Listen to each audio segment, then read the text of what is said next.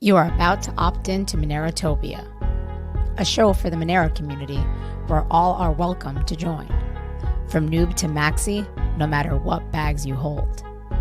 Just sit back and relax to the sweet sounds of Monero's latest progress. Or if you're feeling inspired, join us on stage. Remember, the only thing that can stop Monero is a false belief that it can be stopped. And if you want to win the revolution faster, we recommend you remove your XMR from all custodial exchanges immediately. Warning, voting accidents are common around here. Don't forget to properly secure your private keys. Monerotopia starts now. Hello. Right. How's it going? Cheerios. Happy Halloween. Happy Halloween. I'm not going to wear this stuff. No, you're not going to wear it. This is the mask we got for the protest that never was. The protest that never was. But it's all good. This was a prototype. It didn't really come out as well as we had hoped. I'd really hoped. It has CODIS speech on the top, United for Privacy, and then BTC, because the guy that made the test version for BTC, the idea was that you would have been able to buy the mask with any crypto you wanted, and then we would put that crypto on so people know which crypto you used. It's a cool idea. Some people probably don't even know what I'm talking about right now. No, they're like, well, but yeah, that was the protest that didn't happen. That was the protest. Siddhartha designed a beautiful version of this, but it was too hard to print on there. Yeah, definitely. Yeah. It would have been beautiful. Well, he did a good job on the poster. The beautiful poster. I know. Well, he's going to send it to me now. Okay, cool. Yeah, so we can hang that behind up. Us. And we can hang this up. No, we're not hanging that up. Yeah, this is cool. I like it. I'm not hanging that up. That is creepy. I don't like this mask, obviously. Whatever. It's the Guy Fawkes mask, man. I know, it's creepy. It's a little on the creepy side. Yeah, that's the problem. People associate anonymity with creepiness. It's got a bad rap. Well, the scary movies we got to change that. That's part of the problem. People think privacy and being anonymous is associated with bad shit. Scary. Ooh, boogie. Shouldn't be. Happy Halloween. But that's why we're Monerotopia. It's not scary. Okay. That's true. But yeah, protest isn't happening, but we're still hanging out. We're still hanging out. If you guys are in New York, Monday on Halloween night, 6 p.m. It's going to be near Washington Square Park. We haven't decided where exactly yet, but I'm getting a little fuzziness on my. I think it's your stuff over here. Yeah. No? I'll fix it anyways. But yeah, if for those that are in town, we haven't decided exactly where, but it's going to be definitely near Washington Square Park. If you're familiar with New York, you know that's where all the action area. goes down. Yeah, that's where the parade starts. So yeah, even if we're not, we'll probably just like bar crawl or whatever. But yeah, we'll pick a given spot. Yeah, there's tons of people down there. Yeah, it's very crowded. At least it used to be. I don't know. For all I know, I'm assuming it's got to be back in full swing right now. Yeah, it is. I've said it before. It's New York. I think it's New York City at its best. When you go to the Halloween parade in New York, in the Village, it's awesome. Yeah, good stuff. People just expressing themselves.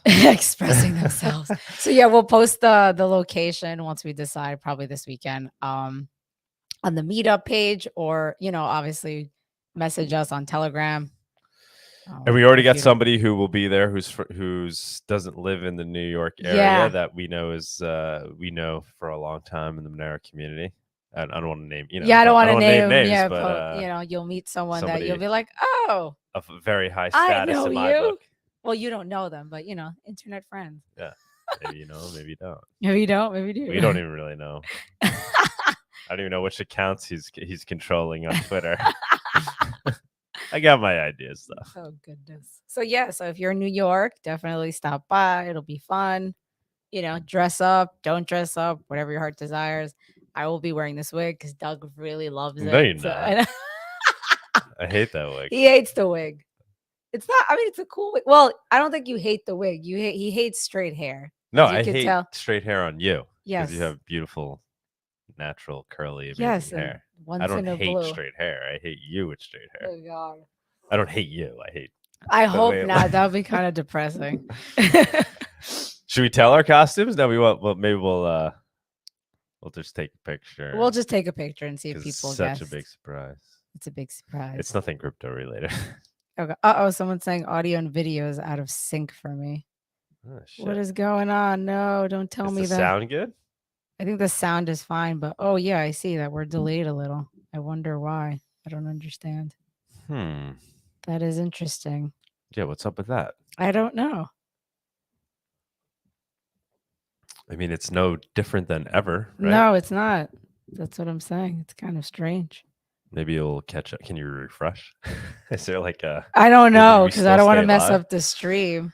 I guess I can... Is that just the way we're lagging, or there's somebody saying that it's lagging for them too? It says, yeah, there's a delay for me too.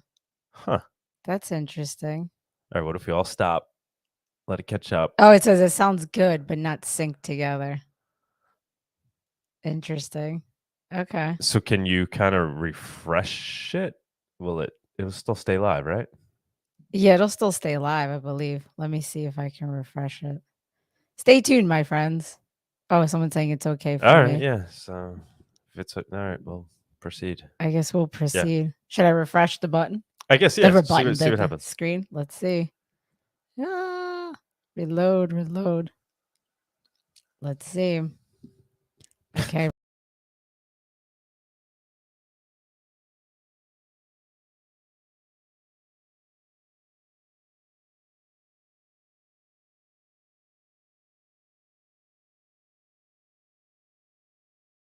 Added ourselves to the stream. Still behind. Yeah, we're still behind. In Europe, you're out of sync. we're out of sync here on our own. Yeah, I don't know why. This is very strange. Maybe it's just the way it's propagating through whatever. It's weird. Some people are seeing it normal though. Okay, it's okay for ultimately, I'm curious on YouTube though how it's being. Yeah, now it's okay. They're saying. Okay. All right. Well, we'll continue. Whatevs. We don't want to waste people's time. Yeah, let's work on this. Let's work. Okay, so we have our guest. This is terrible. Alrighty. Anyways, someone's saying now it's okay. All right, that's good. But I feel like there's some other important things we got to bring up. Is there anything else? Mexico or Miami. Yeah. Oh, so you guys voted last week. You sent the 0.001 Monero to the address of your choice, given your vote. I think we got 20 votes. Obviously, we didn't really spread it much more than this. I don't even think. Did we tweet it? We tweeted it. Yeah, we tweeted it. We didn't really push it too hard, so it's because we also it's not the largest sample size. But yeah, 20 votes, and it was basically I think like 15 Mexico and 5 Miami, or something like that. Which I feel like those who really want Mexico would be more active towards doing. Some people said they voted twice. Obviously, you can vote as many times as you want. We wouldn't know. But we're not opposed to Mexico at all. No, theoretically, Mexico we'd love awesome. to. We'd rather do it in Mexico. It was just there was conveniences with Miami. There was like it would have just been easier, right, and more guaranteed. I feel like in terms of like success, but we're totally down for Mexico. So we're actually gonna go check out Mexico next week, pretty much. Next 2 weeks. Kind of like a. And we're going to go to Mexico City. We already have our eye on a potential venue. We're not saying we're doing it there yet, but we're going to go look. We're going to we'll make our final decision, I guess, after we do that, right? Yeah, definitely. The only thing, what's up? You're no, because I'm freaking out because it's still not in sync. But whatever, it's okay. What are you going to do? Okay. Your wig looks bad anyways. Oh my God. I was trying to liven up the mood for Halloween, and this one's a Buzz Killington over I need to get you a wig. If we're gonna do a wig, you need to do you're gonna do like wig. What is it called? Tina Turner, probably. A Tina. I don't know about that. Anyway, we're going down to Mexico City, so maybe actually we're already meeting up with some people from the Monero community down there, but maybe we can do a public thing on Friday night or Thursday night. Thursday night, probably. Yeah, we could all meet at a bar down there. So that would probably be November 8th. Thursday? No, 9th. November 9th on 8th Thursday? is election day. So 11. No, all right, guys, you want to Mexico? November 10th. So I assume there's some people down there. Come on out. Let's So yeah, grab a yeah, drink. we'll announce that we're. But like the doing the- Airbnb we got, and we got the Airbnb next to where we think we're doing the conference. I'm excited. Like that looks super chill, that area. It looks cool. Yeah. Well, Mexico. I mean, we And weren't there the for venue that long, looks, I like it. but I like it. Yeah, it's cool. Yeah. It's cool. It's well, Mexico So in general. we shall see. Is We don't even know if beautiful. we can get this venue. We're talking like Yeah. yeah. But we're gonna go check it out, see what's going on there. That should be really cool. Yeah. But in the meantime, Miami's still moving ahead in terms of we're negotiating with these people. It's like taking for like they're very unresponsive, even though we worked with them last year, right? It's Oh my god, yeah, it took forever. It's not that they don't want it. It's just she's like this woman's super extremely busy. I think she runs like different like several. The only reason we hotels, made progress is because we venues. went down there in her face and like met her whatever last month. Yeah, I don't know. I'm surprised Otherwise, we even got that she's meeting. like off the map. We're just gonna show up for the conference and be like, remember we kind of had it was a handshake. Yeah, that was it's a weird process. I don't know why it takes so long. I mean, I understand she's super busy, but that was intense, it's like dealing with her. Like there's was pros and cons good. to that as well. It was good. Well, pros and cons to both, right? Yeah. I don't know. People that are excited about Miami might be upset that we're doing it in Mexico. She did not like that we all showed up the day before and started setting up. Well, we did kind of. Yeah, we showed up at like 4 p.m. the day before, and it's all about the venue. Yeah, this Monerotopia will be definitely 2 days instead of 1. Miami, if we get that venue, it looks like a super chill vibe, like type of place where you can just hang out all the time. Yeah, it looks pretty cool. So we'll see. I guess we'll see when we're there. We'll make a final decision, I guess, in like 2 weeks. But it's definitely happening, guys. Monerotopia. We are listening to the people. For all we know, it's one person who sent all the votes. It's not a direct democracy, guys. Though, there were some people that did admit that they sent like 2 transactions to their vote. So it could be just one person. Ultimately, we decide. Yes. Because remember, it's just the 2 of us. I mean, it's not decentralized. It's centralized around us. Yes. So, yeah, last conference was awesome. But yeah, it was a lot. There's advantages to not having the entire community involved in doing things like this. It makes it. We can disadvantages pivot. And there's advantages, but major advantages. Yeah, we could pivot, make decisions fast, depending on what we think is the right way to do it, I guess. Yeah. It's a pretty good analogy for Monero itself. Yeah. So stay tuned, guys. I mean, we're excited to go to Mexico, check it out, and make a final decision. Yep. It's tough. Is that it? I think it's I think that's really it. Yeah, Miami, Monerotopia, and the meetup the Monday. So stay tuned on the location, and that's really it. Unless you have anything else to say, my friend. Nope. I think that's it. Okay, so let's bring on our guest, our special guest of the week. Woohoo! The lagging is annoying. It is annoying. Maybe I will unplug the camera in a second while you guys are talking for a second to see if that will fix it, because it has to do with the camera. Everything else is running nicely. So let's move on. Yep. Okay. The Monerotopia guest segment is sponsored by Cake Wallet. Store, send, receive, and exchange your Monero and Bitcoin safely on iOS and Android too. Cake Wallet is open source, and you always control your own keys. Hello. Nick, what's going on? Hey, great to meet you guys. Great to meet you. Thank you for coming on. Thank you for staying up late for us. My pleasure. Been a long-time listener of the show, and it's great to just get to actually see you guys. Awesome. Oh, cool, man. Cool. Yeah, appreciate that. I'll be honest with you, man. I didn't have much time to do my research on you. Gonzalo reached out. He's like, we got to have this guy on the show. So I'm pretty much starting to scratch with you. So give us the lowdown. Okay. Where to start? I've been doing crypto things for some years now. I wrote a book about crypto. I wrote a book about why Christians should be libertarians, and that ultimately led me way down the crypto rabbit hole. Oh wow. I've written some software around Monero. Um, yeah, so I'm a writer, but I'm also a coder.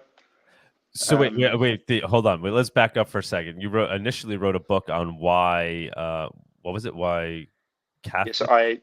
the whole thing started for me when I went to Bible college and I tried to write this book about, well, tried to write my master's essay Okay. around why, or really what would be like a biblical framework for taxes, for what the right ethical level of taxation should be.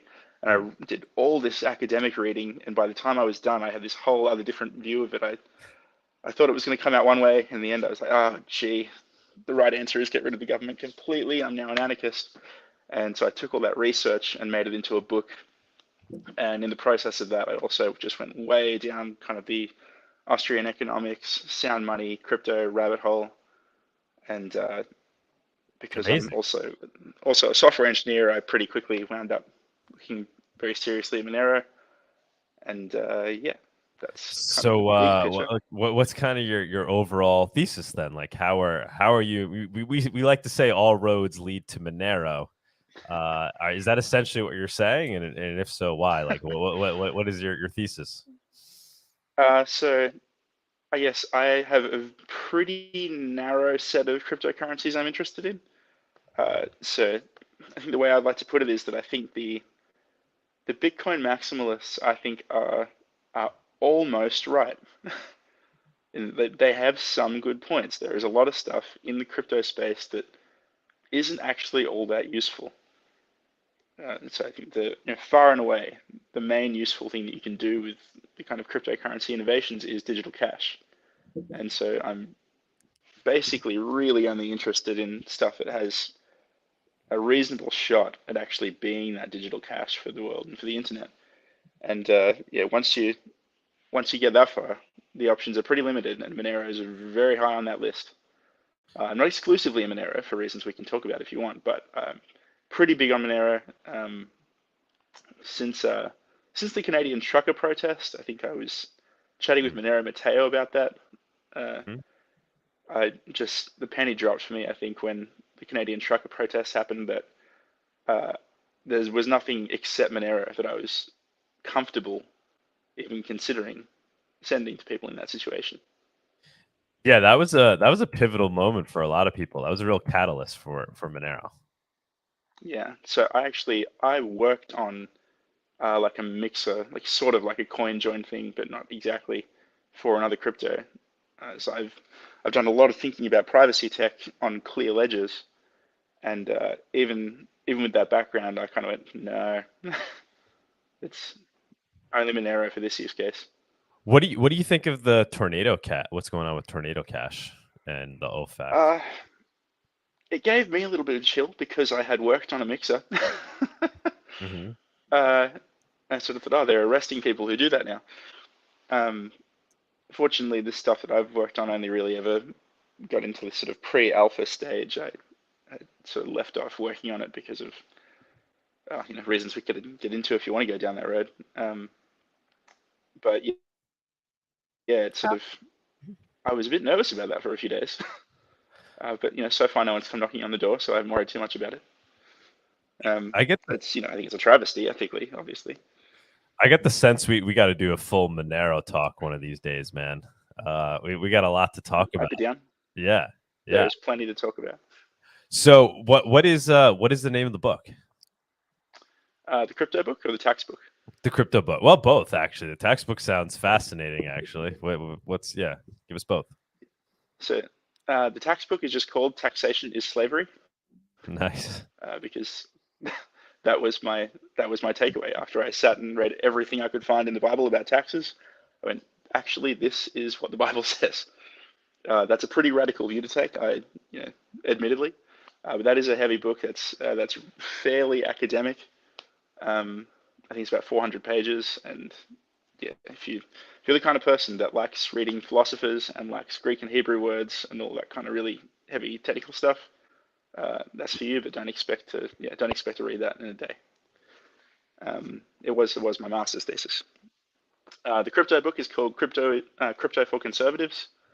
Like I said, I'm really more of an anarchist, but it's more of a reference to conservative investors and speculators. So the idea of that one is that it's a book on crypto for people who are don't want to be gamblers, who want to take a really kind of informed, intelligent view, want to do their due diligence, want to approach the crypto space, taking well thought out risks that they understand, and not just kind of gambling on whatever the Yeah, new I hot love thing is. that. I like to So think yeah, I'm one of those people. I mean, that's yeah, absolutely. yeah. And so I wanted to talk about the kind of dirty little secrets that people hyping a coin usually don't mention. Hmm. So I obviously I talk about Monero a bunch in the book because it's one that one of very few that I'm very interested in. But I don't try to go too easy on Monero either. I point out some things where Monero may have some speed bumps along the way and stuff that will have to be overcome if it's going to be mass adopted and all this kind of thing. And I'm fairly harshly critical of BTC. So what are your what are the coins that you're interested in, the ones that you think can actually perform the function of digital cash? So there's really only three that have kind of met my bar for. Doesn't have to be perfect, but I think has real potential for a lot of people to want to use it. Don't tell me Dash, man. Don't tell me Dash. I'm gonna hit the end button right It's now. no, it's not Dash. I have a list at the end of towards the end of the book. I have a list of my like honorable mentions. Stuff Okay, they go, okay. this is my second string, my B team. They go, these are pretty good. They're not scams, but they didn't quite make my grade. And then do you have a list after that list for alter like Verge? Where's Verge? Honestly, I can't say I've gone that far down the rabbit hole on Verge. I couldn't tell you a lot about Verge, so I don't want to call it out too hard. No, I couldn't tell you a lot about Verge, but I Let's hear the didn't. No, I list. didn't call out a bunch of particular things as scam coins. I just kind of went, here are my A team, here are my B team. So Dash is on my B team. I mean, it works. Okay. If it works for you, that's fine. I don't. There's, I'm not sure I really love the governance model, but that's some people I'm sure would. The three that made my A team are obviously Monero and Bitcoin Cash, and with an asterisk with a little bit of more of a risk premium is Nano. Oh wow. Okay. Okay. So Yeah, so I think the Bitcoin guy Monero Cash. talk not that long ago who also came in via Nano and wound up at Monero. Your I'm Bitcoin trying to remember Cash what his name was. over. Are we lagging? No. Okay. No. We're good now. We're fixed now. So your Bitcoin Cash over Bitcoin Lightning Network. Yeah. Cool. Yeah, we can talk about that. Why, if you want to talk about that, you've had Mark Falzon on a couple of times. Yeah. I think it's Probably cool everything that he'd say. there's a real big overlap with the Bitcoin Cash and Monero communities, right? Yeah. So for me, I think I see Bitcoin Cash and Monero as kind of mutually hedging some of each other's technical decisions and trade-offs. There's just a lot of things where you could go kind of side one or side two, and those two coins have gone opposite directions. So things like, is ASIC resistance a great thing, or does it have some issues? And there are actually some advantages to having ASICs. Well, Bitcoin Cash is an ASIC coin, and Monero is not. How big of a deal is fixed supply versus tail emission? Well, Bitcoin Cash has got a fixed supply, Monero's got a tail emission. Just those kind of things where you could make an argument both ways, and they mostly take opposite sides to each other. So it's a nice technical hedge if there turns out to be some flaw that we haven't anticipated down the road. What do you think of this idea that some coins, to their advantage, are corruptible enough, right? So it's like they're not completely resistant to being taken over, but to their benefit, it's becoming helps the number go up, right? So like traditional BTC, right? It's perhaps one advantage is that nation states are adopting it. It's defanged to a degree. It's a crypto, but it may not be as disruptive as something like a Monero if everything we're using it. But maybe that's actually an advantage. So kind of this this middle road where it's friendly to governments. I see the argument people are making there. It's not crazy, and particularly, the crypto book I wrote is really for people who want to make money. So from that angle, that's maybe something worth considering.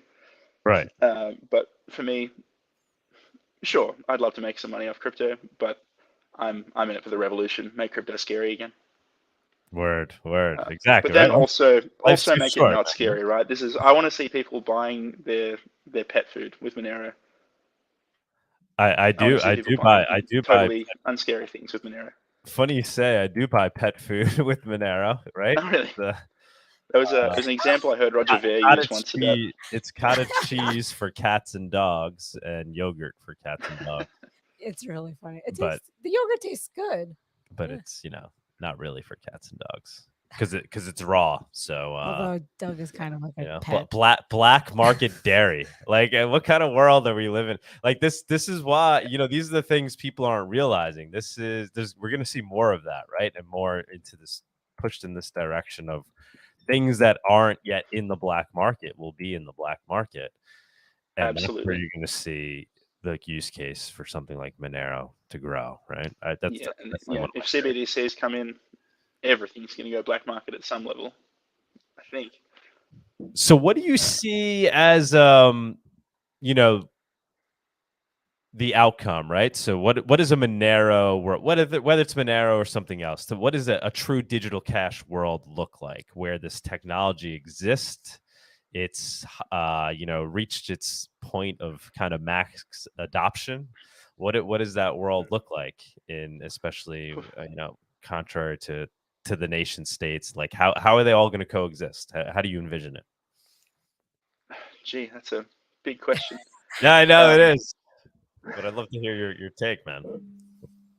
I guess the first thing I'd want to say is that none of us totally knows what it would look like at the point of max adoption if we really had kind of fairly global adoption especially of a reasonably private crypto. I don't think we can entirely predict, but I do think it's a lot better in a lot of ways. I think the two biggest, most far-reaching consequences I see for that are basically politicians have less power, and therefore we have a freer world with more prosperity and less war. And I think freedom and prosperity go hand in hand, and I think society is dramatically better off the more stuff is done on the market and voluntarily. Agreed. Yeah, no, that's my thesis for sure. I mean, I hope we're on the right side of history here. For sure. And I think it's really hard to say. The more it's black market, the more it looks kind of like a farmer's market, and people are sort of trading that way, and it can be hard to find particular things, but when you do, they're surprisingly cheap and of high quality. On the other hand, if crypto becomes a thing that's kind of socially accepted on what you might call the white market, that's a whole other ballgame. Like, if you could go into the local kind of normie shopping mall and everywhere accepts crypto and everywhere accepts private crypto, gee, that's a radically different world. I think it's really hard to even plot out some of the far-reaching positive consequences of that. So this is one of the things I really appreciated about Safer Dinner Moose and some of the stuff that he wrote. He makes you think about all the second-order consequences, all the second-order negative consequences of the fiat world. Mm-hmm. What do you think is Monero's greatest obstacle to achieving adoption like that? That kind of sort of nation state or even global level adoption, I think scaling. Really? Okay. Yeah. This is so from my fairly early days. You don't believe in the dynamic in the dynamic block size and. Oh, I totally believe in it. I think it's a great idea. I wish other things would adopt it. That was a great move. But the trouble with any truly fungible coin, this is not even specific to Monero, but if a coin is actually fungible, that makes it much more difficult to prune. That means there's a lot of data you've kind of got to retain. And so at that scale, running a node becomes expensive pretty quickly. I don't know. I mean, it is prunable to a degree, obviously not to the extent that Bitcoin is. Yeah, so I run a prune Monero node, and I also run a pruned BCH node. Right. So I see the practicalities there, and there's I mean, it really comes down to. Sorry to interrupt. Yeah, really, in my mind, it really comes down to whether, and the Arctic Mind basically talks about this, right? Whether or not the Nielsen's law is true and correct, and bandwidth can scale and hardware can scale with the organic growth of Monero itself. And I personally am on the side. Obviously, I think it can.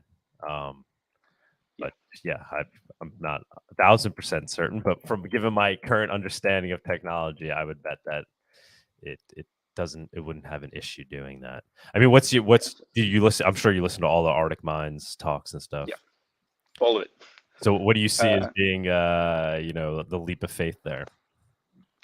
So I'm with you in that I think, I'm a big blocker at heart, if you want to put it that way. I think that we can scale on chain to a very, very large degree, larger than most people think. I did a long tweet thread about that recently, but that was kind of more, I was running the numbers based on BCH and this kind of thing, but I think it mostly applies to Monero as well. But I think the struggle is that just between the two, I think Monero has a little bit more of an uphill battle there, because you have to retain some information about every transaction ever in the network. At least you need to have at least access to a key image about every transaction ever, because you might have to check for a double spend against it. You might have to verify a ring signature that includes that transaction at any time in the future, where you don't have that with a clear ledger coin. You can say, this coin was spent. I never have to think about it ever again. I can prune it completely. There's some information that the network needs to retain. Yeah, but isn't that just hot memory?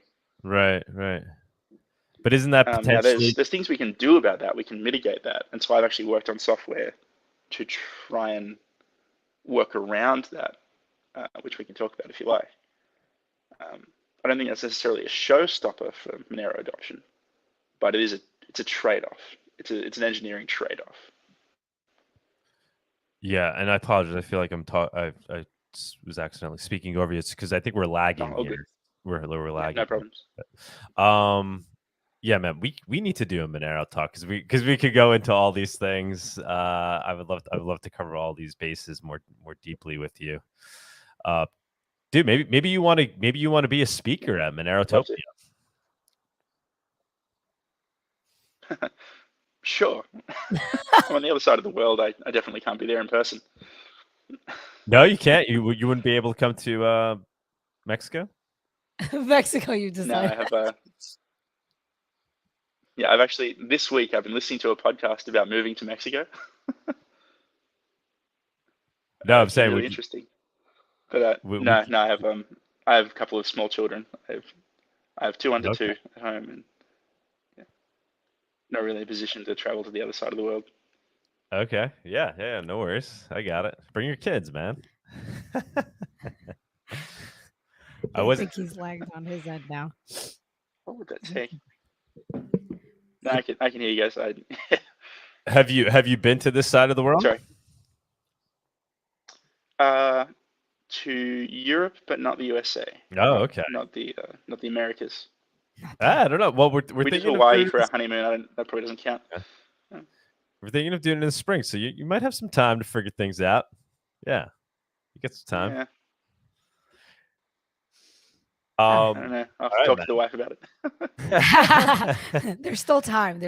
Can you hang out with us a little bit? We want to jump to the next section. All right, cool. We're gonna jump onto the price report. But please stay. Sounds good. All right. Yeah. Thanks, guys. Great to meet you. You too. You too, man. The Monerotopia Price Report segment is sponsored by Local Monero, Avoid using KYC exchanges. Buy and sell Monero directly for fiat, peer-to-peer.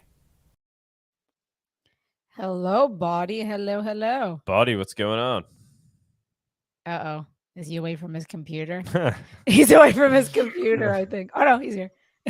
No, I'm here. I just had my mute on. Hey, guys. How y'all doing? We're hearing some background. We hear the background. We hear ourselves. Oh. Okay, I think I fixed it. I turned it off. Yeah, people are like, Suncharka looks hot today. They're liking you. Doug hates my hair. Yeah, I'm not a fan. It's a wig. Yeah, sorry, my phone gave me like a heat warning just now, which is kind of odd. So I ran to the freezer really quick to grab something to put on my phone, so hopefully it doesn't die. Oh shit. Oh no. People are excited, man. Bawdy always has the greatest analysis. All right. Yeah, I've been on Reddit for a long time. Share a lot of charts and stuff. So, all right, let's get into it. All right, here's the chart that everybody really wants to see go up more than anything. Lifetime chart. We broke down through this thing, through this wedge or this rising triangle. I don't like having broken down from that, but you can see these areas here that we're kind of sitting at. This is fairly prominent for a big portion of Monero's lifetime. Here's the SMA ribbons, or the SMA bands. They look kind of cool. I have like filtering going on, so you would actually, there would be a lot more here going on with these bands, but essentially these are all just different time frame moving averages. So you can see we're basically just kind of trending in between, our recent highs from last year. So like, this really isn't the kind of price action we would hope to see. We want to be a lot higher, but at the same time, I mean, Monero's price has shown itself to be quite stable. We crashed down here back in June, but we've come up and we've kind of just been holding steady. Let's see, we've got also the fractal here that unfortunately hasn't played out like we hoped. But the other thing too is that it's not just going to happen magically. It's not just going to like suddenly break out. We need some kind of something to drive that. Like for example, the Mt. Gox Bitcoin. So it's looking like they're getting closer and closer. It's always really slow process. But people are saying maybe early next year now. It's hard to say because the Mt. Gox trustee has not been known for how quickly he moves.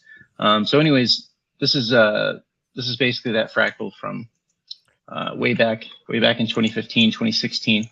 And I've played with this as much as I can, and this is really about the most that we can extend this. Like we really, okay, maybe we could try and stretch it some more, but that's really not, that's really taking it too far. So, a little bit bummed that didn't come out as well as we might have hoped, but yeah, that would have been nice. That would have been nice. Yeah, that would have been a big boost to the pocketbook, right? We could go buy our toys and darknet stuff or whatever. Buy our darknet dairy milk. For those listening, describe this potential event you're talking about. You're talking about when they give they're holding on to a lot of coins that need to be released.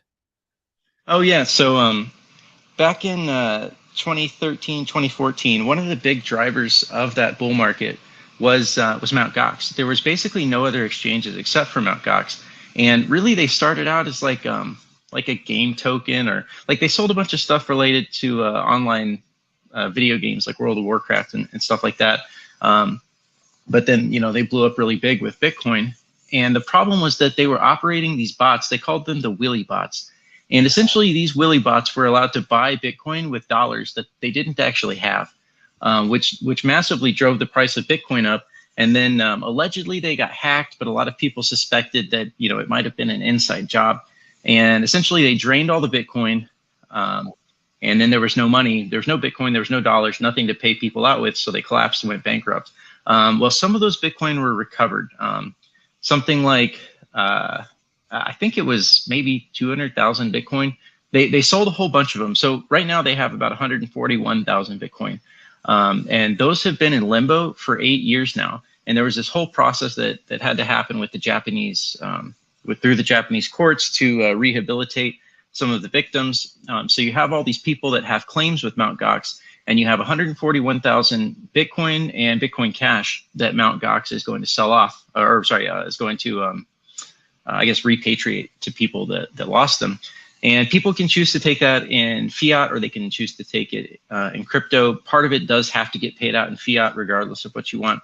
But essentially what it represents is a significant amount of Bitcoin sitting on the books that people are going to get back. So this could be a negative price event for Bitcoin. It could be a negative price event for crypto in general. But in a situation like we have with Monero, where the exchanges already have so little of it, it really takes only just a fraction of that Gox coin converting into Monero could potentially cause a big price spike. Like right now, Monero to Bitcoin, the market caps it's about 0.7 or 0.7%. Monero has about 0.7% of Bitcoin's market cap. And, so you imagine, okay, well, maybe about 0.5%, 1% of that Gox coin chooses to convert into Monero. It doesn't sound like much, but it's quite a lot of money. And at the ratios that we have, we could be looking at anywhere between 20, 50, 100,000 Monero being bought when these coins get released. There's other, like some smart people have got on Reddit and helped me to understand that, I'm really, in some ways, I'm oversimplifying the situation. And a lot of people have already had the opportunity to sell if they wanted to. So this might not be quite as negative a price event as we originally thought. But it does still seem like there's potential there, but it's moving very slowly, so it's hard to say for sure. But one can hope. All right. So, any questions with the Mt. Gox coin? No. I mean, whatever happened to that guy Carpels? Oh my god, I haven't been following it. Oh yeah, he's out of jail, and he earlier this year he said maybe his timeline was maybe August or September, but. He's not so Mark Karpeles was I believe he was the CEO of Mt. Gox. So he went to jail for a period of time, but he's out now. And I don't know, somehow he's still, I don't know if he's involved or what. It seems like he's like one still of the first evil characters of crypto, right? Yeah. I've heard different stories. It might have been that he just kind of got in over his head. Didn't really know what he was doing. That could be possible. Yeah, it was amazing when, at the time, it really served a purpose, right? Like, yeah, granted, it ended up being a scam, but it was, right? It was kind of really the first exchange that got Bitcoin out there, right? Yeah. Yeah, there was a lot of big things that happened during that time, for sure. I mean, it's interesting like what you're saying, too, because there is a chance that some of these people who have their Bitcoin locked up have since, discovered Monero. I mean, they're old school Bitcoiners, so they might be of the archetype that believes in true digital cash. Yeah, I think that's definitely could be the case. You're talking about OG Bitcoiners, cryptocurrency people, and it seems like the OGs, they've had more time to discover, explore, and a lot of them have discovered and found Monero. Pretty much most of us were Bitcoiners years ago, and then we figured that we found Monero and realized that has many superior qualities. Exactly. So I'm on different. So I'm. Yeah. Can y'all see my screen? Yes. I'm just trying to make sure. Okay. I was just looking at the YouTube, and maybe my YouTube is delayed. Okay. So that's the Monero Bitcoin ratio here. Essentially, we broke out of this very large lifetime sideways triangle, which is nice. At least we broke one of the triangles since we didn't get this one here. So far price has just been relentlessly wanting to stay high. Like, I imagine that if they could push this ratio lower, they would. The one thing that maybe if they do push the ratio lower, it'll be probably on the back of pumping the entire crypto market. They've got the Tether printing machine, or they've got their little ways and means of pumping the market. And they pretty much choose not to put that into Monero for the most part. So here's a chart that I look at fairly often. This is the ratio of the price on Kraken versus different exchanges. Let's see, the white line is aggregate, so let me remove that. Okay, so the red line is Binance. The yellow line is Qcoin. Green is Bitfinex, and then blue is Poloniex. So there's kind of two ways you can look at this. The first one would be to just look at the ratio, like just the pure ratio. And this is in percent. So these are like, this is very small. This is like 0.1%, which really is nothing. And this is the kind of action that you would expect to see on any chart on an honest set of exchanges. The difference between Kraken's price and all the other prices should basically be very close to zero and just oscillate. But if we go back further in time, we can see that there was periods of time where that definitely wasn't the case. Let me see if I can get farther back. Here we go. For example, when Binance shut down withdrawals back in August, when the rest of the crypto market was pumping and peaking, in fact, we can add total onto this. We can just get a feel for how that didn't work. It's weird. Let's try that one more time. All right. Well, my charts don't want to work for some reason, but oh, here we go. That's why. Okay. All right. So the blue line is total on top, and you can see that essentially, as price was going up here in August, they essentially diverged Monero's price downward by about, on average, 1.5%, 2%. But this is just taken at the end of the candle close. So all of that intra action, like the intra candle action on the second by second timeframes, these are 15-minute candles, so we're not really capturing all of that. So the divergence is actually a little bit more than it appears. So let's go back to the 5-minute chart.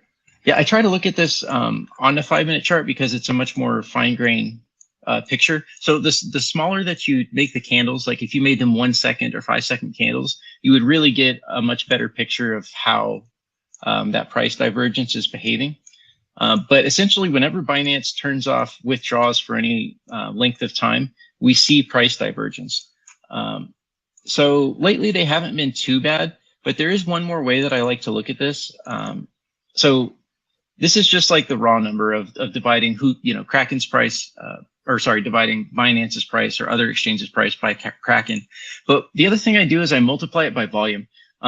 Because if you have, let's suppose you have a 10% price divergence, but nobody bought or sold any coins at that price, does it really matter, right? It didn't really affect anything. So what I do is I multiply it by the volume to see, how that might, what kind of real volume was done at that price, because that hopefully represents some amount of real economic energy.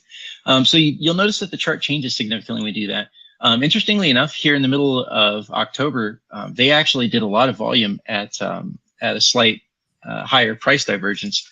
And if we look at the Monero price, it's interesting because you can see how that does kind of affect the price. We had positive movement through that. And then right here, so price crashed and then they diverged the price upwards again. Lately, we've been on a slight negative divergence from Kraken.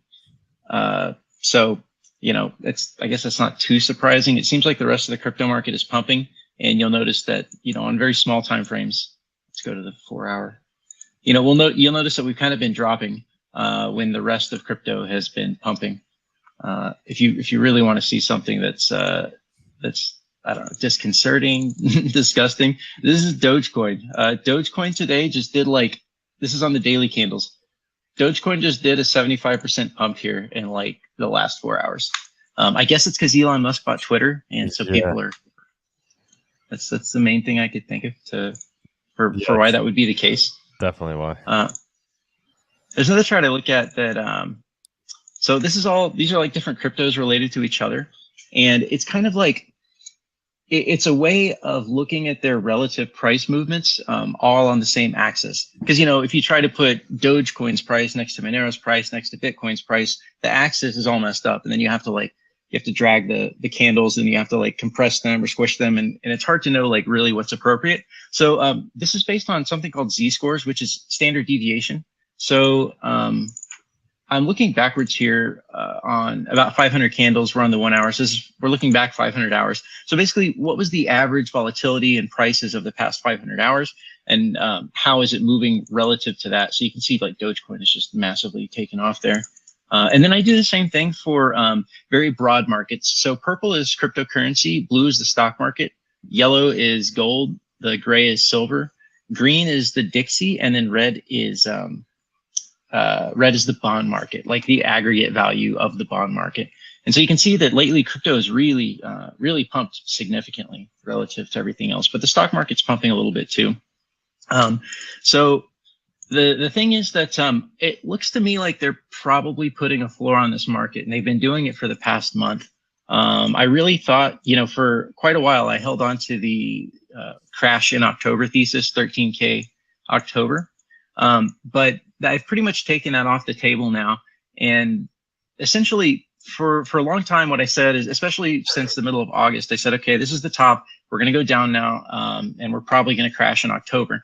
And I kept saying the only thing that could save us from crashing would be central bank or government intervention, because there's just nothing left to support these markets. Well, that's exactly what we got.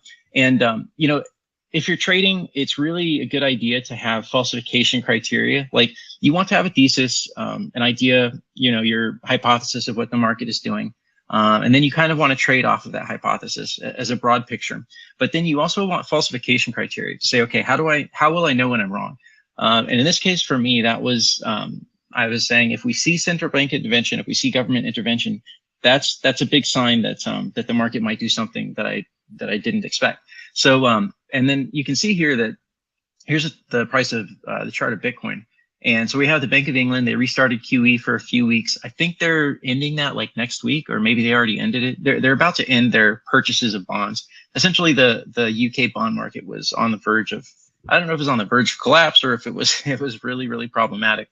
So the Bank of England decided that they would start purchasing those bonds outright to prevent the bond market from fracturing, as they called it.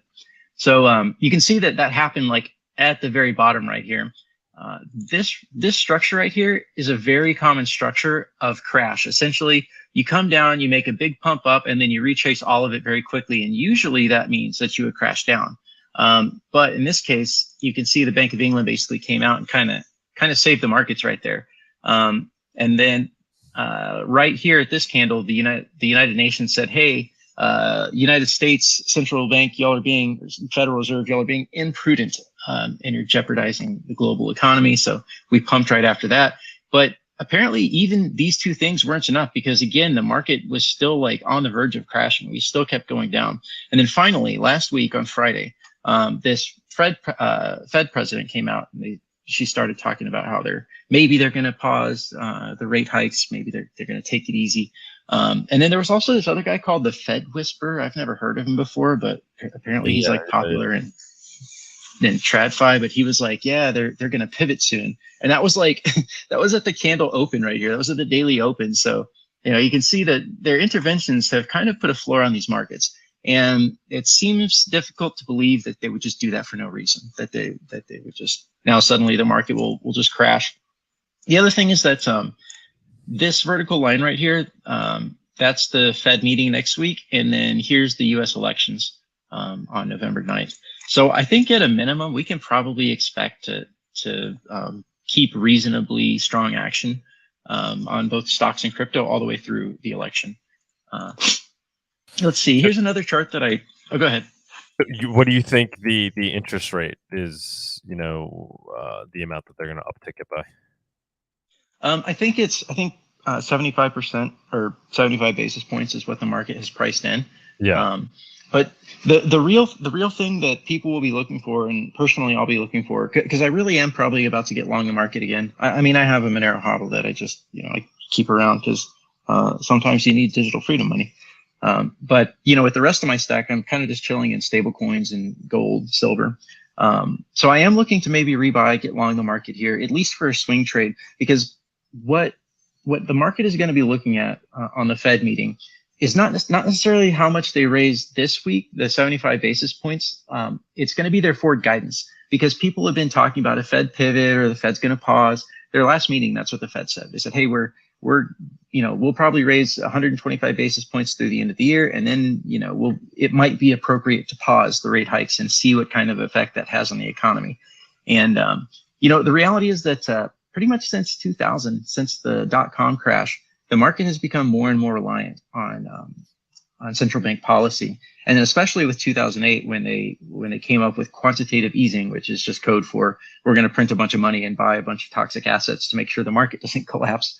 In the past, there was times where the Fed could raise rates and the money supply, the M2SL money supply, could be contracting, and we would still see stock market gains. But that was when interest rates were 5, 6, 7, 8, 9, 10%. The thing is that the market, in the kind of regime and profile that we're in now, the market is just heavily, heavily reliant on expansionary central bank policy. So, and especially people have become much more forward-looking about that. So we're kind of living in a different game now than it was back in the 80s and 90s. So, the market is almost giddy over the fact that the Fed might pause rate hikes. So that'll definitely, I shouldn't say definitely, right? Who knows? But it should cause a pretty big rally here. Now, the real question is, will that rally die? Will it fade after the elections? I would think that the market wouldn't just crash, on November 10th, because then that becomes too obvious. So probably we'll get a decent rally, at least through December. But the real question becomes, what happens next year? Okay, maybe the Fed pauses, but are they going to be able to lower rates? Are they going to be able to restart QE? Because they're still selling off their balance sheet. So then the question becomes next year, well, what happens when the market realizes that the Fed might not lower rates at all? Are we going to retrace? Are we going to give that back? Which is why I think that we're probably in for, this is a longer ordeal than people realize. Like, a lot of people think, oh, this is the bottom. And maybe it is a temporary bottom for quite a few months. And maybe it is like the full bottom. That could be the case. But it's just, it's good to be careful. It's good to be cautious right here. Because, like, for example, the 2008 crisis, that unfolded over the course of like a year and a half. So we're really not out of the woods yet, even historically. There are some good signs, though, that things are turning around. So what I'll show you here is Dixie. And Dixie is just the relative value of the United States dollar to the euro, a combination of the euro, Great British pound, Japanese yen, Swedish franc, Canadian dollar, and I think maybe the Aussie as well. I don't remember. But anyways, the thing is that, like, the dollar has been falling in absolute terms because inflation is so high. But in relative terms, it's been performing very well to pretty much all of the other currencies.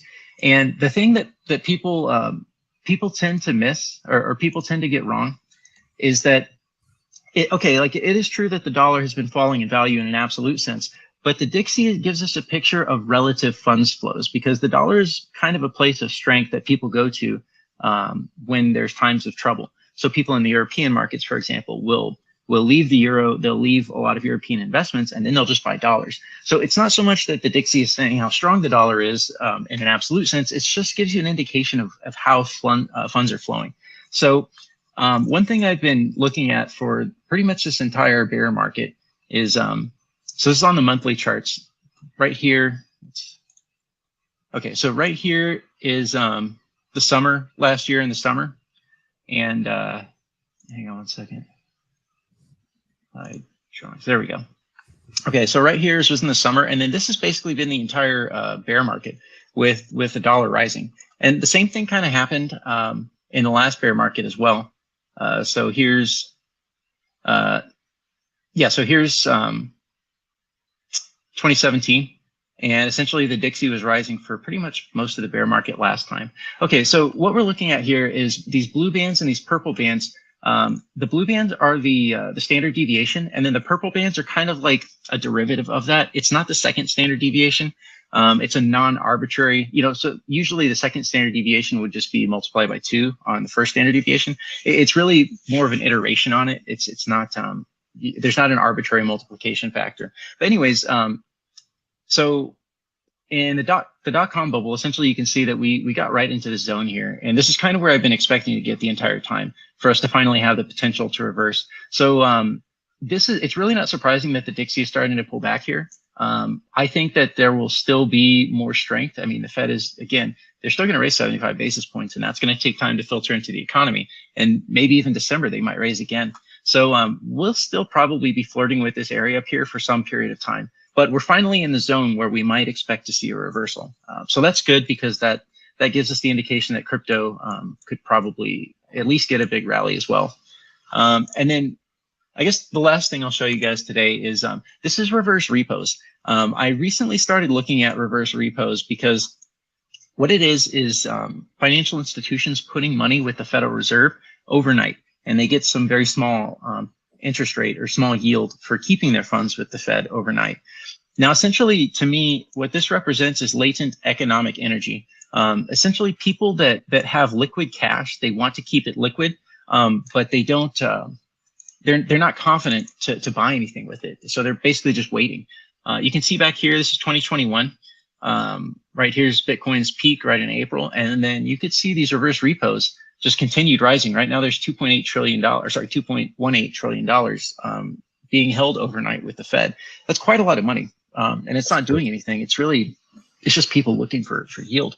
So yeah, to me, this when we start to see this go down, that's probably a sign that we're going to start to get some more long-term reversal. But for the meantime, it still remains relatively high. So yeah, that was a new one for me. I thought that the reverse repos were pretty cool. But that's probably good enough for today. I could sit here and talk for we 2 could hours, go on 3 hours. forever, man, forever. But just one general. How about this? The scenario. Do you think there's a scenario where the Fed at the next meeting, maybe they do 75 basis points, but then they forecast, even stronger news that the fight against inflation continues, and like they give kind of a more doom and gloom in terms of we're staying steadfast with raising interest rates to fight inflation. Inflation really isn't getting any better. Do you think that could pound the market back down? There's a scenario there. Yeah, there's definitely the risk of that. I don't think that's what they're going to do. That's been their tone so far. They've been very black and white about it, right? Yeah, I think that's why when Fed President Daly came out, I think that's why she had such a big effect, because the Fed has been so hawkish for the past year. And finally, at least one of them came out and said something that wasn't totally hawkish. But yeah, there is that danger. The GDP numbers last week were pretty good. It was actually increased more than people were expecting.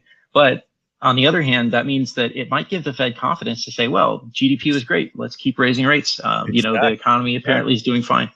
Right. So there is that danger. It could totally happen. Yeah, the economy is doing too well. And so they're to pound it down. Yeah, it's interesting, man, but amazing analysis. We could go on forever. And you'll be back next week doing it again, right? Yes, sir. Awesome, man. Awesome. Thank you. Yeah, I've got a whole bunch of stuff I'll show you guys over the course of time, and we can dive deeper into. Yeah, we're leaning Mexico, man, for Monerotopia. Oh yeah, if you guys, I'll meet you guys in Mexico City in a couple weeks. That'd be fun. Oh, nice. Beautiful. Okay. Yeah. Awesome. Oh, cool. I didn't know All that. right. Awesome. Good stuff. All right. Yeah, let's keep it going. Let's keep going. We have Tony with the news, my friend. Thank you, Bawdy. Bawdy, hang around if you like. Otherwise, yeah, we're moving on. We're moving on. All right, guys. Thanks. All right, thanks. Cheers. Have a good weekend. Bye-bye. All righty, let's move on to the news. And now for our weekly news segment. Tony! Hey guys. You guys been mentioning Mexico, so I'm getting ready. Look at that, you're ready. This has been a marathon show already. As usual. As usual. How long is the news? About 2 hours? Oh my God, I can't. In a minute, 2 hours and 1 minute. And 1 minute this time. And Wow, you have to share your screen. Yes. Yeah. Yeah. So the reason why it wasn't working before is because I was on Linux, and for some reason Linux doesn't allow me to share my audio. Be careful, Right. blah blah. There we go. We fixed it. We're good. Yeah, so we fixed it. I'm on Windows, so but for the people questioning, I do use Linux. Don't worry. But yeah, so we fixed that. And before we dive into the news, because we have a little bit of things to cover. Oh my God, there's a lot of links. God. No, it's okay, but it'll be quick. But before, the links are in the description, so if you do want to check them out or follow along, you can. And subscribe, share, and like, because that helps a lot. All right. But other than that, let's get into it. So unfortunately, Monero news. Go ahead. yeah. So unfortunately, Liz Truss didn't outlast the lettuce. Daily Star made a bet that the lettuce was going to outlast Liz Truss, the former Prime Minister of the UK, and the lettuce won. But fortunately for Liz Truss, she's now eligible for a taxpayer-funded allowance of $129,000 a year for life. Now, having said the presidents, we now should talk about Rishi Sunak, which is the present Prime Minister of the UK. But the thing is, he's a bit peculiar. I think he's part of the WEF. And I'm just going to play this clip of him because it's kind of just weird. I'm a coke addict, total coke addict. Scan them for me. Hello. And then I want to play this one as well because it was really interesting. Where is it? Yeah, this. Aristocrats, I have friends who are upper class. I have friends who are, working class, but I'm not working class as well. So he has friends in the upper class, but he doesn't really have friends in the working class. So this guy has a lot of money, and he has quite a bit of an influence. But now he's the present Prime Minister of the UK, and he just released a video. One of the first thing that he's done is to release a video on the CBDC. Oh boy. Should I play the whole thing or just play some of it? Yeah. Let's get a taste.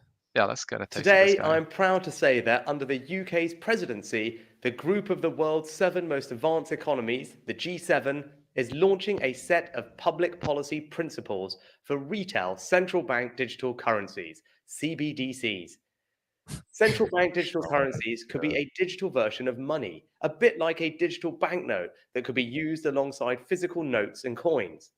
Unlike most of the digital money people use daily today, it would be issued directly by a central bank, like the Bank of England in the UK. And governments and central banks across the world are working together, looking into what having a digital currency might mean in practice. This includes issues that people care about, such as ensuring users' money would be safe and secure, that it could work with other ways to pay, would be energy efficient and available to everyone. Energy efficient. We keep going, man. We keep going. Oh, keep going. Okay. Yeah, I want to hear it. Potential CBDC could offer businesses and consumers new ways to pay in the future. It's all part of the wider story of digital innovation that has delivered benefits to millions around the world and in the UK. The decision on whether to launch a central bank digital currency is for each country to make, and no G7 jurisdiction has yet made that choice.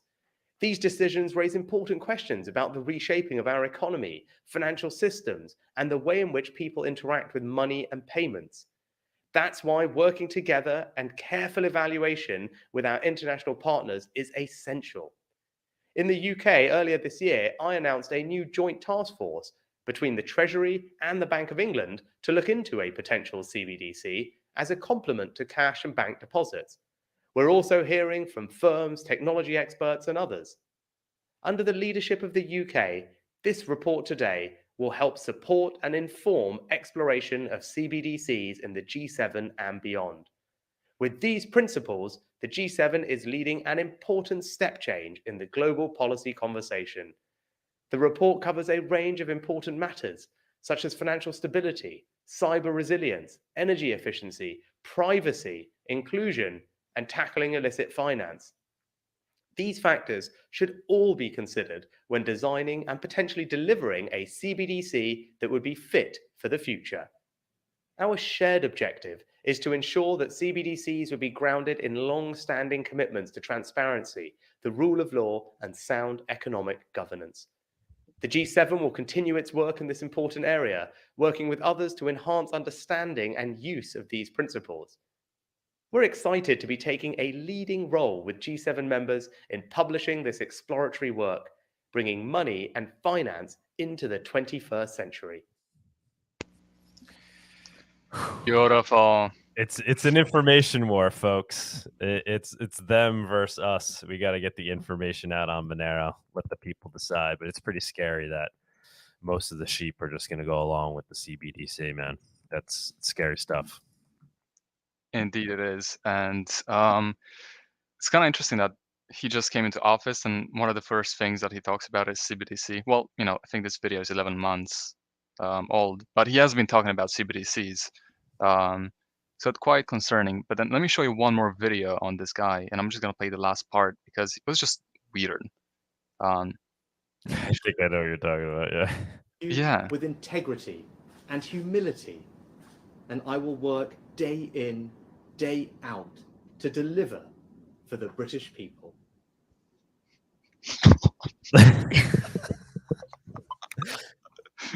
Okay. Oh, I thought it froze. No, it's just froze. His program froze. He froze. That's hilarious. No, like he was just. I have no idea. I think like they told him A glitch in the AI.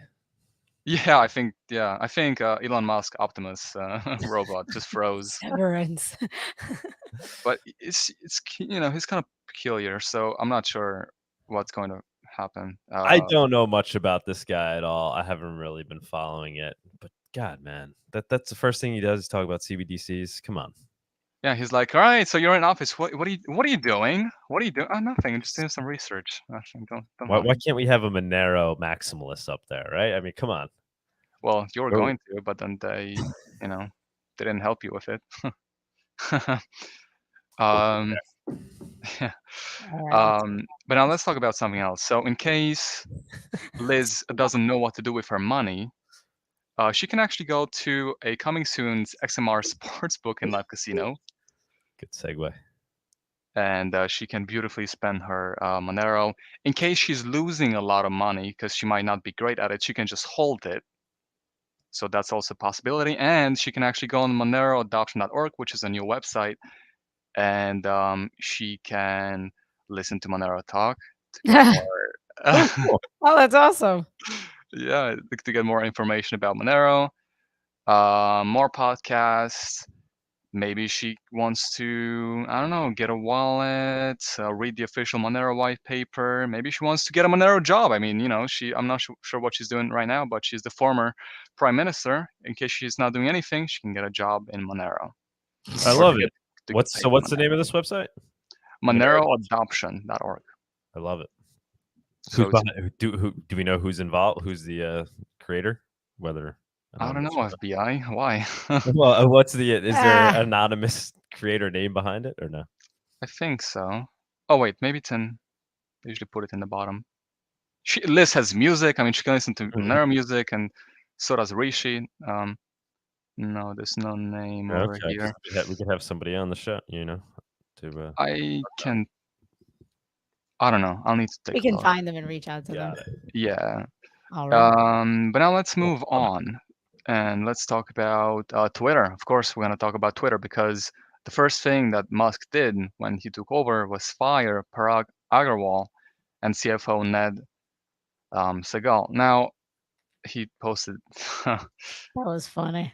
This. Let that sink in. Yeah. So. Yeah, it's not synced in, but oh, okay. Well. Also sync. Yeah, it's kind of, I guess, a bit off, but yeah, sorry guys, I'm not sure why, but whatever. Yeah, so he actually bought Twitter, and obviously some people are not happy about it. Oh, it kind of sucks that it's not in sync. Well, kind of a little bit. I'm watching it right now. Yeah, it's fine. It's okay. Yeah, it's fine. But some people are not happy. If you look at the person behind, take a closer look. That was funny. She is not happy at all because this Twitter executive helped decide to ban Trump. Now, I'm not sure if this is true, but maybe on Monday you could be seeing a tweet from Donald Trump. I'm not sure if this is made. Yeah. Halloween. Yeah. Oh, yeah. Maybe Halloween, or I'm not sure. Retreats to the world. He's So I'm not sure, but who knows? Maybe. But it feels like if that happens and people are coming back to Twitter, it kind of feels like bringing dead people back to life. oh my goodness. To put, well, This it's is Halloween. So amazing. Elon is the man, man. I love that. I love that he's doing this. The guy is. I just don't know why he's a Dogecoin. Like, come on, man. Just get completely base and go the Monero route, right? Like, if you're gonna do it, right? Well, I don't know. That's the one revealing part. It's like, but he's Dogecoin and not Monero. It's like, where do his beliefs really lie? If he's this, true censorship resistant free speech guy, right? I'm not sure. I mean, the guy is running like 7 companies and he has like 10 kids, from what I know. Like, he's very busy. So if he doesn't know about Monero, which he's got to know, man. he's got to know. Yeah, he knows crypto. He's got to know. He's taking a good look at it. He's a busy guy. Yeah, he's got to know. But if not, one of his 10 kids know for sure. Eventually, we'll know. Eventually. All right. But this is funny because now, so she works for CNBC and she tweeted that it's happening. Entire team of data engineers let go. These are 2 of them. Now, as far as I know, these are not actual Twitter employees. They just had a box with computer hardware in it and pretending like they're fired. As far as I understand, they're visibly shaken. So I'm not sure if they're actual, if they're actually, if they used to actually work at Twitter. But let's also watch this. Should we watch this? No, it's. I just got let go. It's kind of long. Never mind. But I do want to play the final part. He was basically trolling the entire time. But let's play this part. Shouldn't use women's locker rooms? Then awesome. I guess mission accomplished. We'll see. Listen, I got to touch base with my husband and wife. I got to get out of here. All right, guys. So he had to touch base with his husband and wife while. What's the other guy's name? Ligma. John. It's amazing though. People just criticizing all the ex-Twitter employees. Oh my god. Right, but it's trolling it. So interesting. And also, this guy was part of it as well. And his like, name. I mean, that other guy obviously wasn't a real character, right? That was a joke. I don't know. I think it's a joke. Yeah, there's no way his last name is that. So it's a whole. Oh, that's something else. So yeah. So this was this week's news about Twitter. Obviously, there's a lot to unpack, and people think that you can already say whatever you want on Twitter. He just took over. Like, it takes time for him to update the policies or whatever he's going to do. So, well, supposedly he has engineers looking at the code, right, to see if there was anything in there that was essentially censoring people. Yeah, so I'm not, but he's gaining a lot of followers. Oh my god, he just gained like 1 million. Can you just give one to us, like to Monero? Just one. He has a lot of them. Just 1 million. Come on. Just one. Crossover. Just one. But comedy is now legal on Twitter, and the bird is freed. All right. So Elon Musk, Twitter, and then you have Kanye that took over. What's the other one?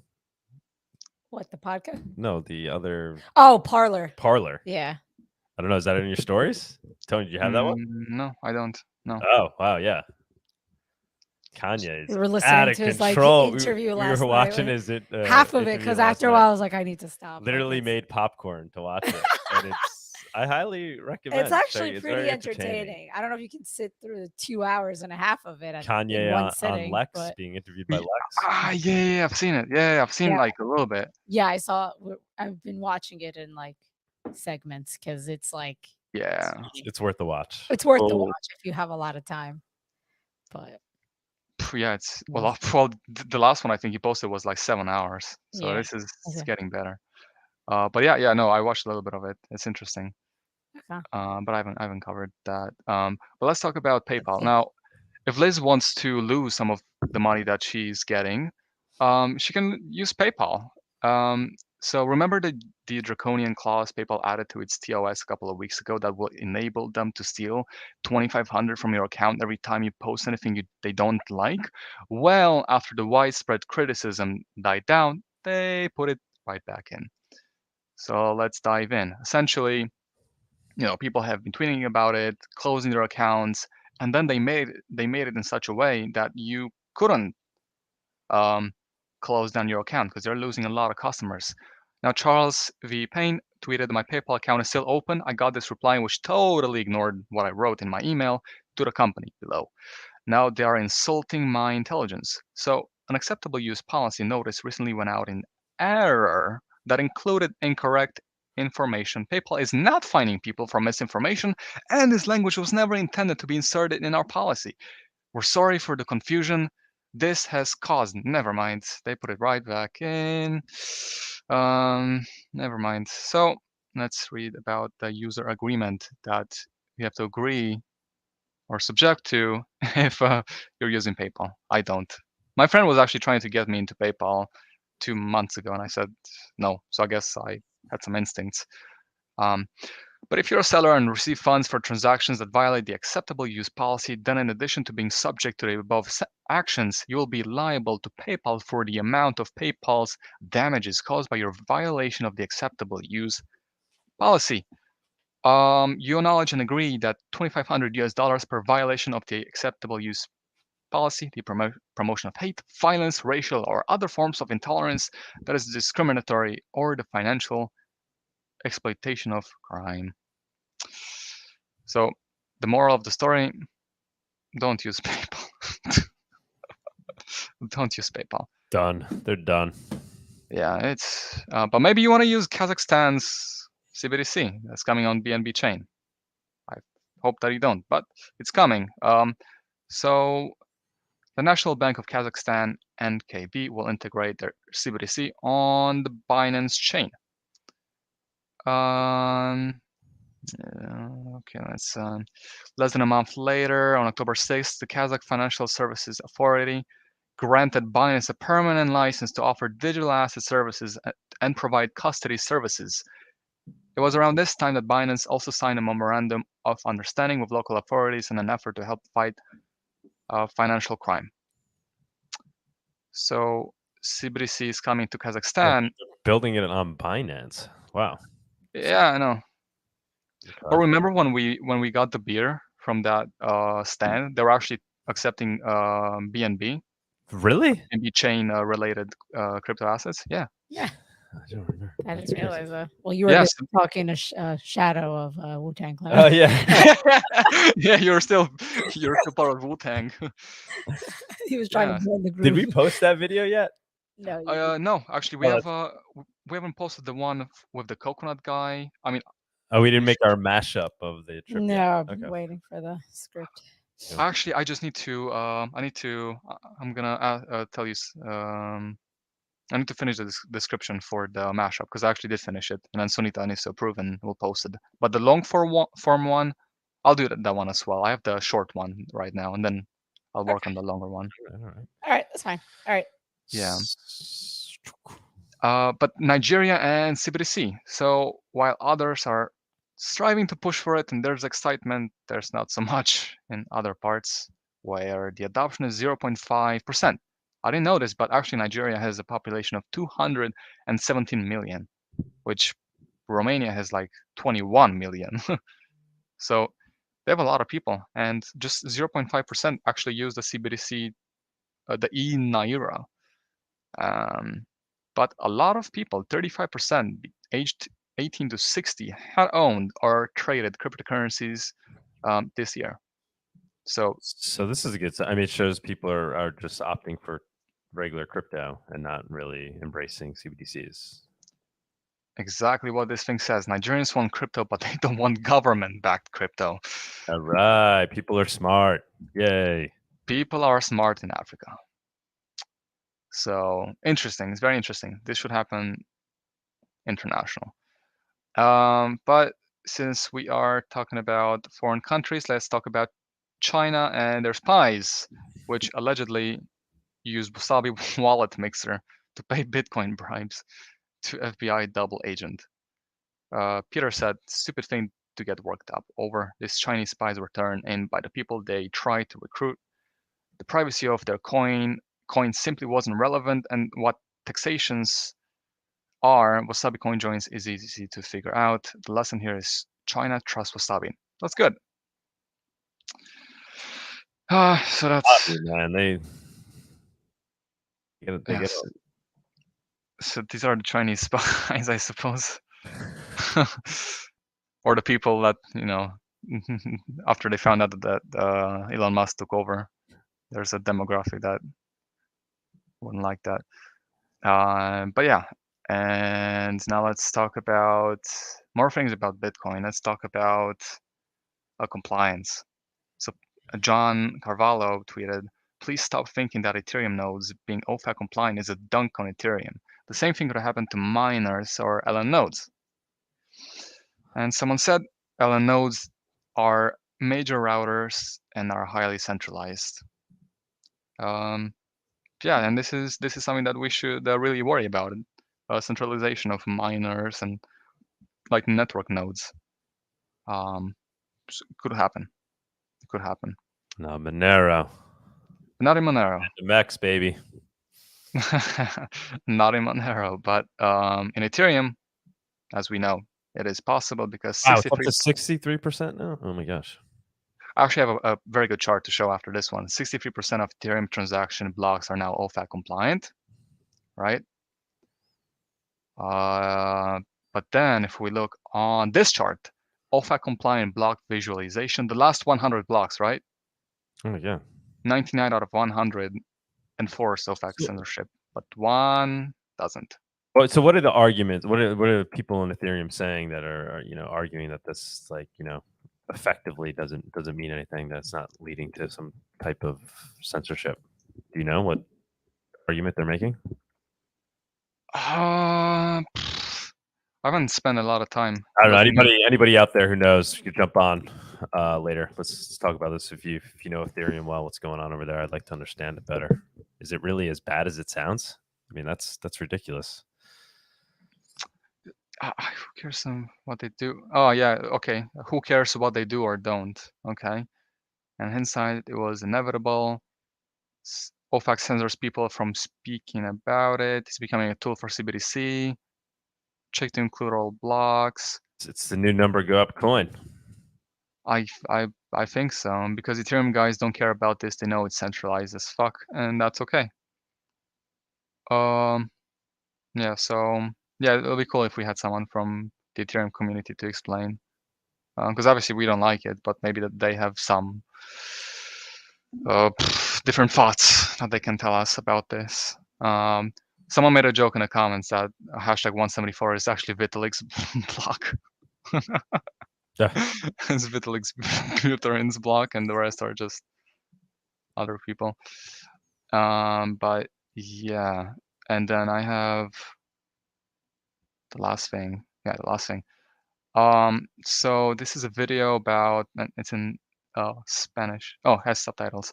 So this one is a video about the Bitcoin diploma that you can get in El Salvador. Okay. Yeah, so kids are studying very hard to learn about Bitcoin and what it does. So we can take a little bit of a peek over here. And they're teaching them about halving and all these things. But I wonder, I don't think I mentioned this in this video, but I wonder if they actually talk about privacy on Bitcoin and how important that is, or censorship, because they are talking about, as you can see here, halving and things like that. But it's exciting to see, but it's also kind of scary. It feels like it's like, shit, man. I hope they're teaching those kids the right things. All right, guys. Everything else is a shitcoin, right?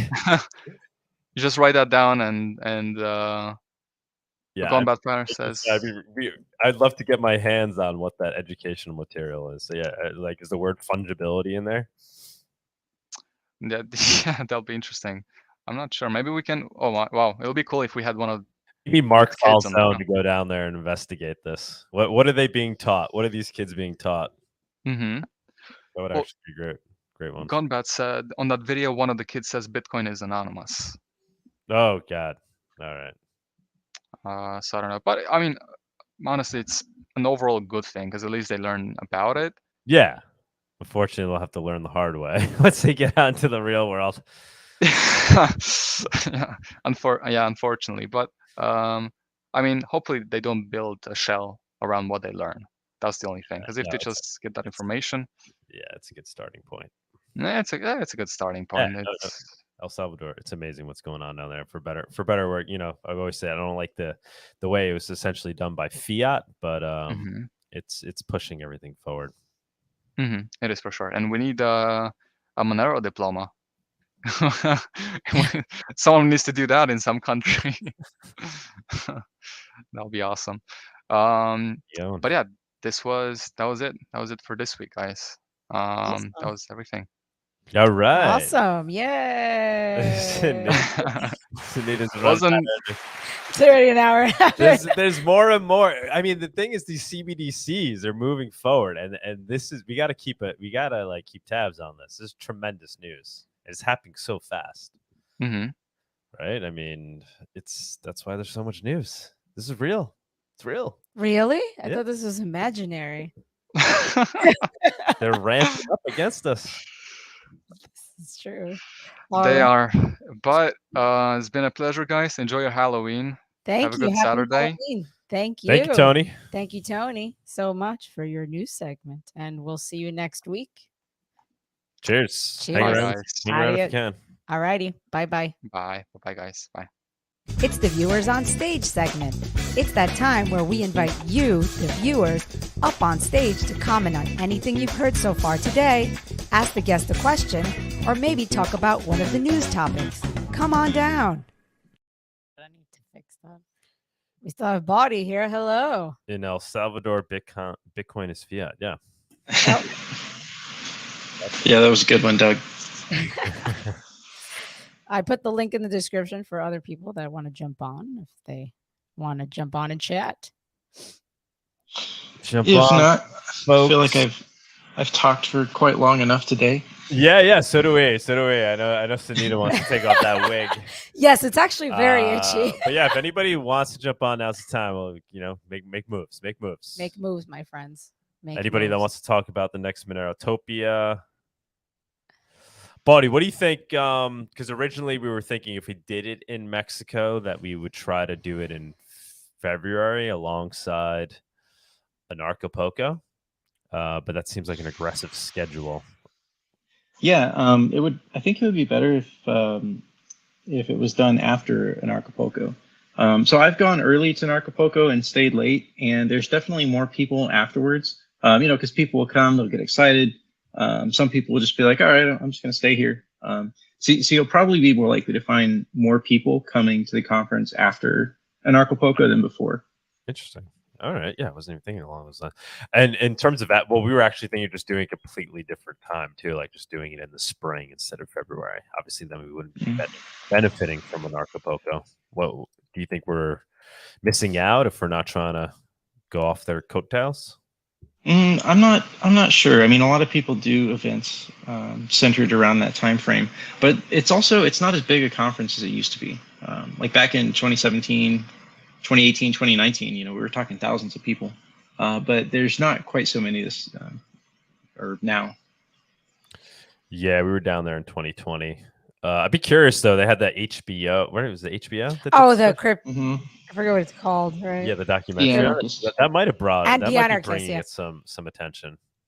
Yeah, we gotta. Yeah. We haven't watched it. Yeah, the whole event surrounding the murder of John Galton. That was one of the things that put a damper on the conference. But who knows? Maybe the HBO documentary will draw more people back. Yeah. Maybe. Yeah, we were there when that happened. People asking us about it now all the time. Yeah. Right? Well, I remember hearing about it while we were there about the fight with Jeff, right?